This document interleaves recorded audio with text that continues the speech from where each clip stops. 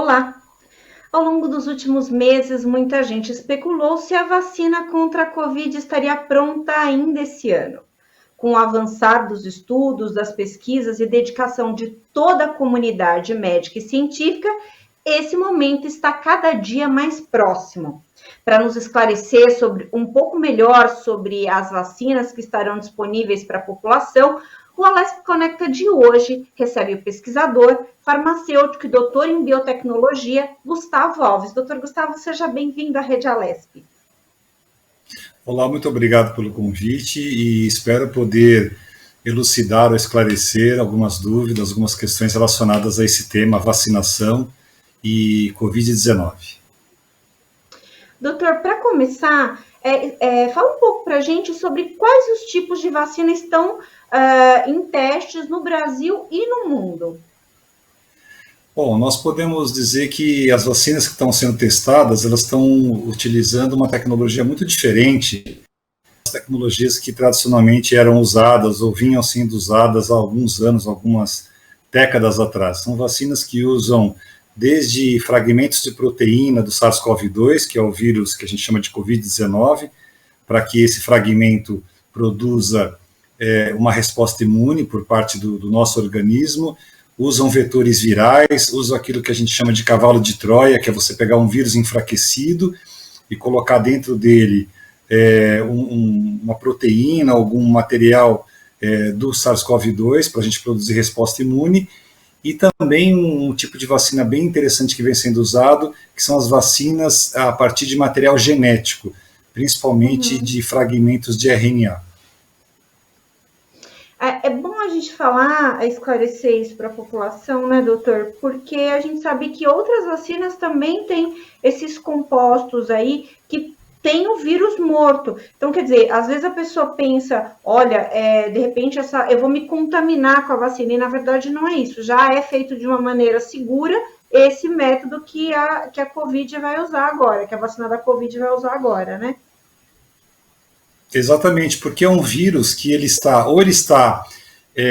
atenuado, diria assim, entre aspas, enfraquecido, ou é um vírus que ele não tem possibilidade alguma de gerar processo infeccioso, porque ele foi, digamos que, anulado, foi feita alguma mudança que a gente conhece como enfraquecimento do vírus, ou como processos onde ele perde a capacidade de exercer o processo infeccioso, mas ele ainda guarda as suas características genéticas. E é isso, então, que faz com que o nosso organismo consiga identificar que tipo de vírus que é esse.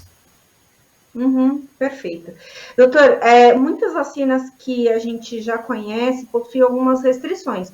Por exemplo, tem a vacina que o alérgico ao ovo não pode tomar, porque pode desencadear um processo alérgico aí bem considerável.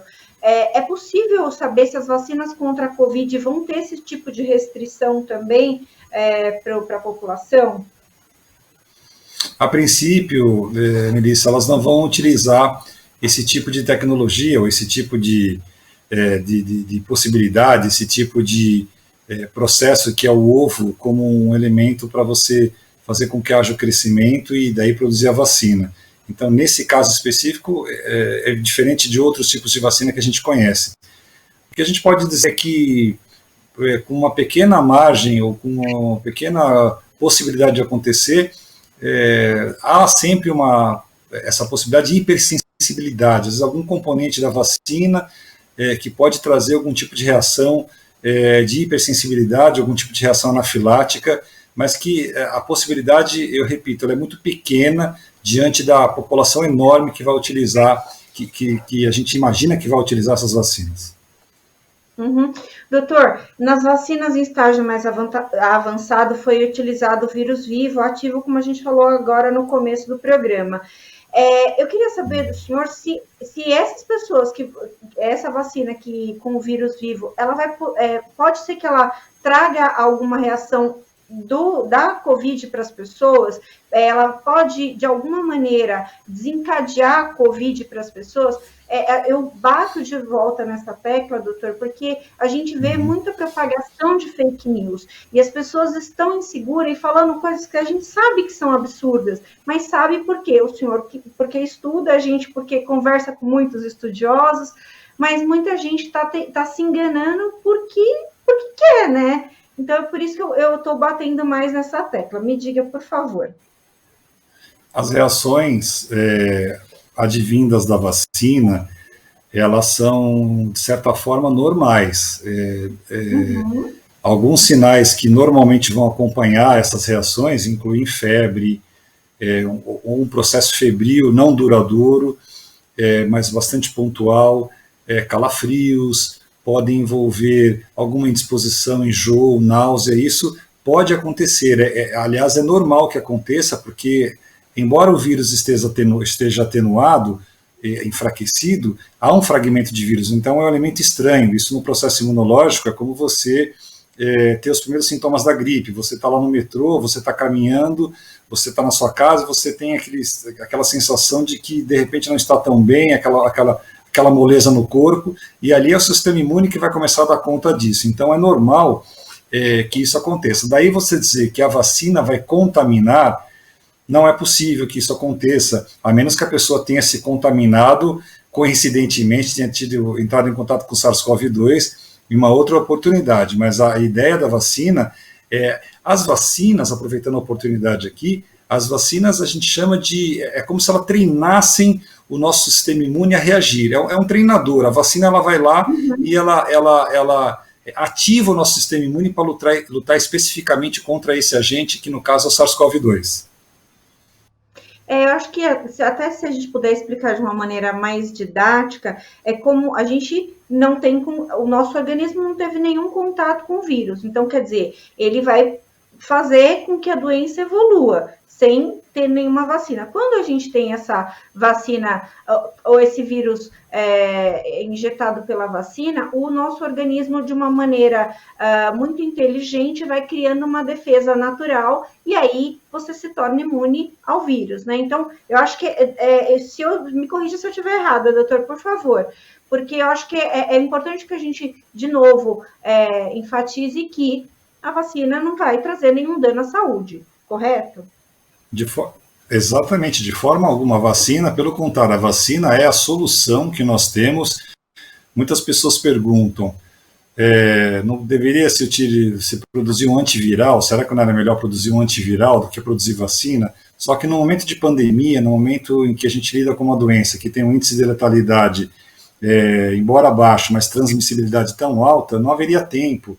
Então, parte-se de estudos já em etapas mais avançadas, né, que são os mecanismos aí de fast track, para que a gente produza essas vacinas, e elas vão ativar o sistema imune, vão provocar a resposta, aquilo que a gente tem falado muito, nós cientistas, que é a imunidade de rebanho, que é quando você então vai atingir uma parcela da população, e essa parcela reagindo, produzindo anticorpos, ela vai conseguir transmitir essa informação para outras pessoas, para outros indivíduos. Então, portanto, a segurança da vacina, nesse aspecto, ela é altíssima. Claro, estamos colocando aqui, desde que a vacina que chegue, o resultado, ou as vacinas que cheguem, já que a gente tem muitas vacinas em desenvolvimento, elas realmente dêem essa garantia. Então, uma vez que a vacina chegou, foi aprovada pelos órgãos sanitários relacionados a autorização de agências reguladoras, como a gente tem aqui a Anvisa, o FDA nos Estados Unidos. Então, acredita-se que a partir daí haja segurança total para usar, sem dúvida alguma. Doutor, a gente, quando fala da Covid, da SARS-CoV, da vacina, a gente está falando de uma doença que provavelmente mudou a história da medicina. Com toda certeza será um divisor de águas de antes e depois desta pandemia. Aí o senhor comentou aí sobre os órgãos como a Anvisa, o FDA aí para a liberação da vacina. Todas as fases dos protocolos de produção de vacina foram tem que ser atendidos para a liberação dessa vacina? Houve tempo hábil para todos os protocolos serem, todos os passos serem atendidos dos protocolos de vacina? Bom, primeiro quero comentar sobre o início da sua pergunta, que é muito importante, essa revolução que a Covid-19 causou, muito semelhante, se a gente se reportar, ao início dos anos 80, 1983, com o surgimento da AIDS, quando Luc de Montagnier, Françoise Barré-Sinoussi, lá do Instituto Pasteur da França, depois Robert Gallo, na Califórnia, conseguiram isolar o HIV, e dali para frente uma luta que até hoje persiste, haja vista que a AIDS identificada em 83, somente em 85 a gente conseguiu desenvolver o ELISA, que foi o primeiro diagnóstico para a AIDS, e até hoje se busca uma vacina para esse vírus. As etapas de produção de um medicamento, ou especificamente da vacina, que é um medicamento, elas percorrem uma longa jornada, uma jornada que começa naquilo que a gente chama de estudo pré-clínico, vai chegar numa fase 1 de pesquisa clínica, fase 2, fase 3, e aí o medicamento vai para o mercado após ser por uma agência reguladora. Então, ele pode ter sido aprovado pelo pesquisador, pelo departamento, pelo laboratório, mas ele vai passar por um crivo do FDA, da Anvisa, da EMEA lá na Europa e de outras agências reguladoras. E aí ele vai entrar em fase 4, que é o período que ele está sendo comercializado. Agora, qual é o detalhe que é muito importante a gente chamar a atenção aqui das pessoas que estão nos assistindo? As vacinas para a Covid-19 estão partindo de uma etapa já avançada da pesquisa clínica, porque se trata de um clamor sanitário. Logo, as etapas iniciais, os estudos pré-clínicos, a gente está pulando, como que a gente chama isso de fast track, de um apressamento da pesquisa, guardas que tem questões de segurança envolvidas, para que esse estudo seja mais rápido. Em tese, um medicamento levaria de 8 a 12 anos para ser desenvolvido, de 8 a 12, e a vacina não seria diferente. Em se tratando desse clamor sanitário, por exemplo, a vacina da cachumba levou menos de 6 anos, cerca de 5 anos para ser desenvolvida, mas em se tratando da Covid-19, toda essa mobilização das academias, das universidades, da indústria farmacêutica, centros de pesquisa, é para apressar. Portanto, se você reparar agora, a gente tem eu fiz um levantamento na semana passada, nós tínhamos 11 vacinas já em fase 3.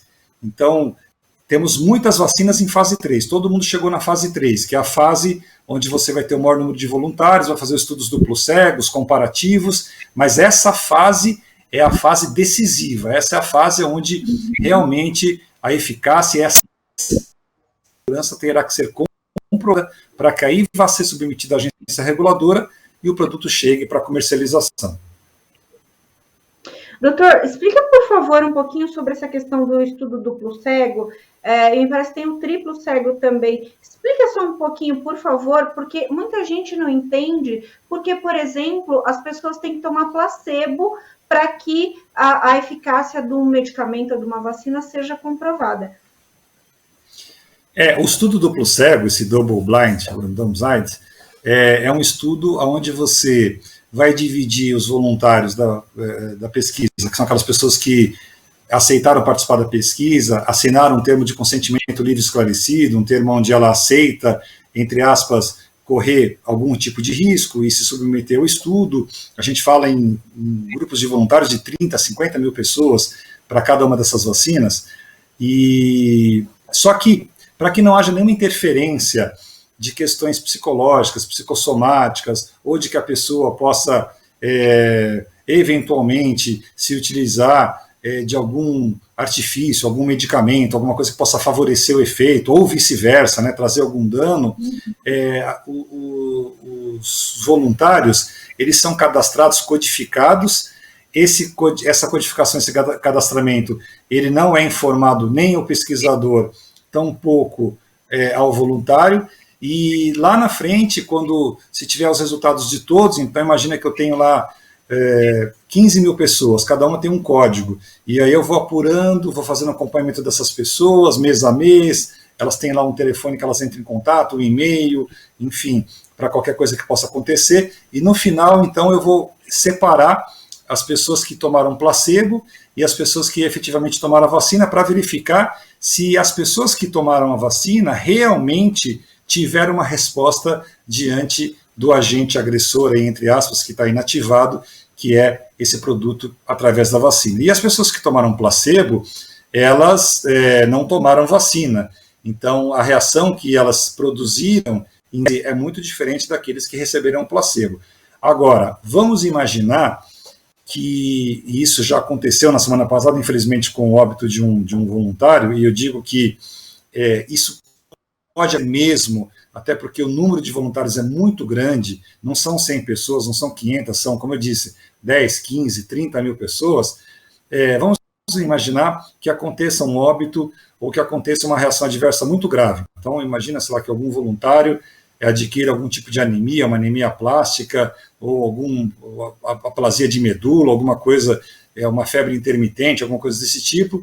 Então, nesses casos, o grupo de pesquisa ele pode avaliar e fazer aquilo que a gente chama de abrir o cego. O que é abrir o cego? Aí ele vai pegar o código daquele cara e vai ver, esse cara recebeu placebo ou ele recebeu vacina? Será que ele está tendo uma reação à vacina ou o placebo, ou ele já tinha uma predisposição para desenvolver essas reações que ele teve? Então, e agora o triplo cego, que é uma expansão, né, desse teste, onde você coloca ainda uma terceira via, sempre não identificando, sempre não apresentando, tanto para o pesquisador como para o voluntário, a que grupo ele pertence.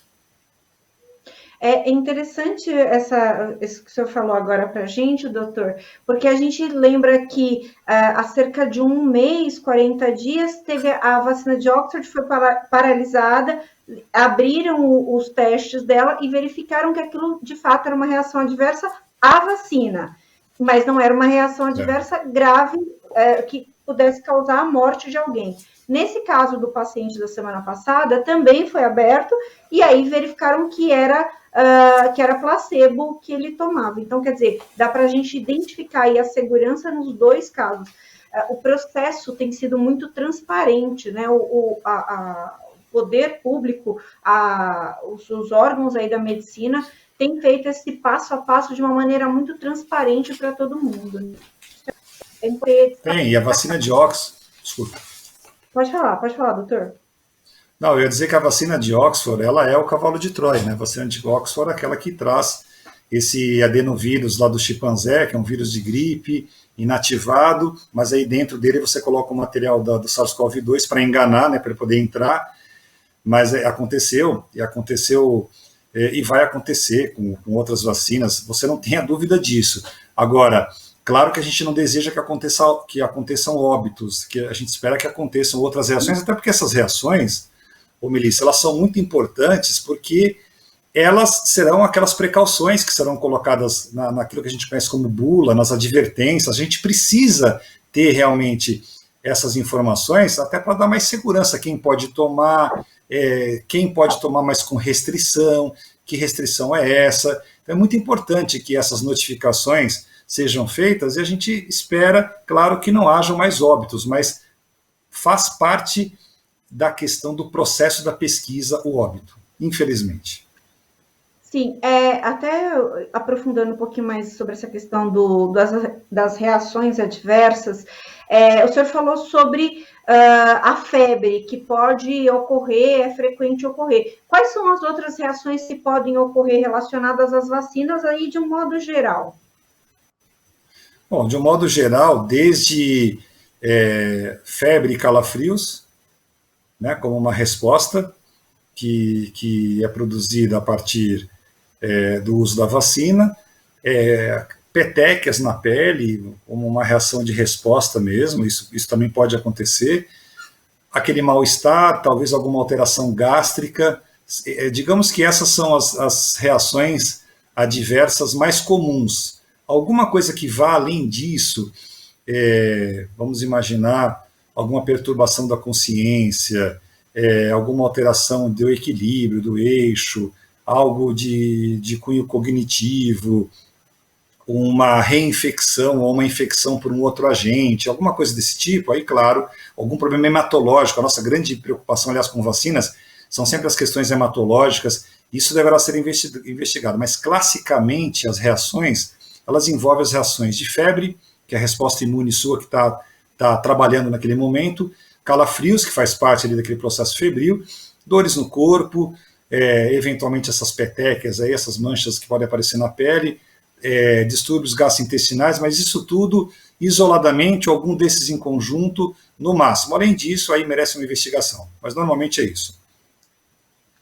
Doutor, a perspectiva é que a vacina seja adequada para toda a população, ou seja, ela poderá ser aplicada de um bebê até um idoso de, sei lá, 100 anos. Quando é feito esses testes, essa diferença aí de idade, de faixa etária, de condições clínicas também é observada? Se a gente pensasse no medicamento comum, essas etapas elas teriam, digamos, um estudo mais ampliado e uma variação da dose, porque o medicamento você pode ter a dose pediátrica, você pode ter a dose do adulto, você pode fracionar, mas a vacina não tem essa questão do fracionamento de dose, até porque a vacina é uma questão qualitativa, uma questão de uma ação qualitativa para produzir a resposta do organismo. Então, todas essas populações, elas de alguma forma, elas serão testadas, sim, elas serão testadas. A gente tem idosos participando, por exemplo, de Oxford, e esperamos que o padrão, lá, o estándar, o produto final, ele vai ter que atender a todas essas faixas etárias. Até porque você me dá a oportunidade de falar uma coisa muito interessante, Amelissa, que é o seguinte: a gente tem falado muito na questão da suscetibilidade do idoso. Nós sabemos que o SARS-CoV-2 ele tem um índice de letalidade até que baixo perto de outras doenças, 3,8% na média, mas ele parte de 0,7%, 0,8%, em idosos pode chegar a 18%, dependendo da faixa etária do idoso. Mas a gente pode esquecer que os recém-nascidos e os bebês, eles são de alto risco. Então, crianças abaixo de 1 ano de idade são pacientes de alto risco para a Covid-19, porque têm imaturidade imunológica, são mais suscetíveis até a outros vírus que podem aproveitar e aí ter um efeito potencializado. Então, essa vacina, ela deve, né, atender a todas as faixas etárias. Ela não é uma vacina só para adolescente, só para adulto, que não envolva idoso, que não envolva criança. Ok. Doutor, essa é uma questão que particularmente me preocupa, porque acho que a gente o coronavírus não chegou à toa, né? Ele chegou a partir de uma mutação ao longo de muito tempo, né? Ele não surgiu do nada, né? E aí, a gente sabe que isso pode, o que chegou agora, o SARS-CoV-2, ao coronavírus, que a gente está tendo conhecimento agora, é uma mutação muito mais agressiva do vírus. A vacina vai eliminar toda essa família de vírus ou ela é especificamente para esse que foi o mais agressivo de todos? É bom esclarecer que nós não temos necessariamente uma mutação. Que nós temos, os coronavírus, nós temos 7 grandes famílias de coronavírus. 4 delas se relacionam normalmente conosco, como causas de resfriado comum, já que o coronavírus ele é um tipo de ribovírus, então a segunda causa de resfriado comum é por coronavírus. Mas essas 3 últimas categorias que surgiram do ano 2000 para cá nos preocuparam mais. Por quê? Primeiro a SARS, que foi aquela 2002, 2003, que é a síndrome da angústia respiratória, aquela que surgiu também na China e que teve uma taxa de letalidade até um pouco mais alta, mas não tinha uma transmissibilidade tão alta contra o SARS-CoV-2. Depois, uma muito preocupante foi a MERS, que foi a síndrome respiratória do Oriente Médio, aquela dos camelos, que foi 2012, 2013, e que, para você ter uma ideia, o público que está aqui nos assistindo, tinha uma letalidade de mais de 40%, 42%. Eu costumo dizer, tenho dito aí nos eventos que eu tenho participado, que, felizmente, o SARS-CoV-2 não tem a letalidade da MERS, senão em 3 meses a gente poderia ter boa parte da civilização humana erradicada por um vírus. E aí surgiu, então, o SARS-CoV-2. E qual o problema desses vírus? Por que, que eles não serão, então, neutralizados? Porque esses vírus, esse vírus, o famoso salto de espécie, a gente trouxe esse vírus de uma outra microbiota, de um outro habitat. Esses vírus são vírus que estão em algum lugar da natureza, são vírus que o homem, quando ele rompe essas barreiras, devido ao desenvolvimento acelerado, devido à atividade econômica, devido a tudo isso que a gente tem brigado tanto nos últimos anos de proteção ao planeta, à natureza, ele faz o chamado spillover. Então, esses vírus, eles saltam de uma espécie para outra. Veja, o SARS-CoV-2, cerca de 96% do genoma do SARS-CoV-2 é equivalente ao genoma do Bat-Cov, que é o Covid do morcego. O morcego, até esse momento, ele é o reservatório natural de SARS-CoV-2, assim como foi o pangolim, como foram outros animais em outras epidemias, em outras pandemias. Portanto, erradicar, eu não acredito que a gente consiga erradicar, porque são vírus que estão na natureza, eles fazem parte até do equilíbrio, da própria microbiota, ou do ambiente onde eles estão ali acostumados a viver, mas o homem vai lá e rompe.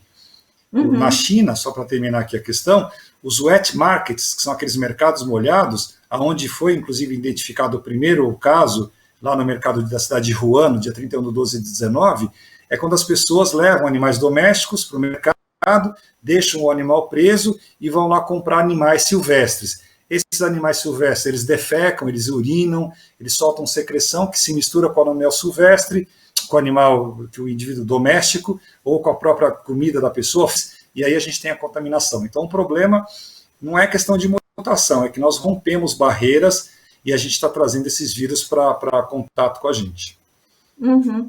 Doutor, eu não tenho como deixar de tocar num assunto que é extremamente delicado e que está preocupando, acredito que todas as autoridades, que é a propagação da notícia falsa. A gente sabe que a gente tem lidado com essa questão desde o início da pandemia, a gente, jornalista principalmente, tem tentado fazer esse trabalho de esclarecimento das pessoas, e eu queria saber se vocês também estão preparados para isso, para lidar com essa desinformação que as pessoas têm propagado com uma facilidade que é assustadora. Para nós é uma luta diária, uma luta até inglória, né? Porque a nossa propagação, a propagação da notícia verdadeira, ou da ciência, né? A propagação da notícia vinda da ciência, ela acaba concorrendo de uma maneira muito desproporcional com a velocidade das informações que hoje as redes sociais, e pior do que isso, né? Pior, ou no mesmo nível das redes sociais, é que muitas vezes essas notícias falsas, elas partem de autoridades.